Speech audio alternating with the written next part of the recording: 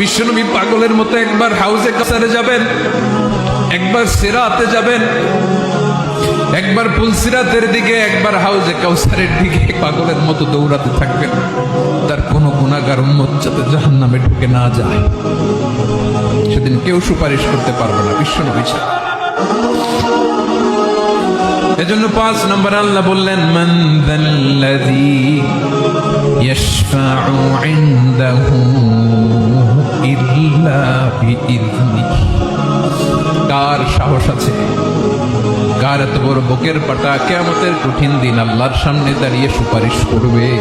কারো ক্ষমতা, কারো ক্ষমতা নাই। বিশ্বনবী সেদিন সিজদায় পড়ে উম্মতের জন্য কাঁদবেন, সবাই কাঁদবে, নফসি নফসি, আল্লাহ আমারে বাঁচাও, আল্লাহ আমারে বাঁচাও। বিশ্বনবী বলবেন, উম্মতি উম্মতি। বিশ্বনবী আমার জন্য কাঁদবেন, আপনার জন্য কাঁদবেন, আমাদের জন্য সেদিন কেঁদে কেঁদে জাহান্নামের দরজায় দাঁড়িয়ে আমাদেরকে টেনে টেনে জান্নাতে ঢুকাবেন। এজন্য এই বিশ্বনবীর ভালোবাসা যেন আমাদের হৃদয়ে ভরপুর থাকে। আমার ভাইয়েরা, প্রতি শুক্রবার বিশ্বনবীর উপরে বেশি বেশি যেন আমরা দুরূদ পড়ি। আমরা যখন বিশ্বনবীর সালাম দেই, দুরূদ পড়ি,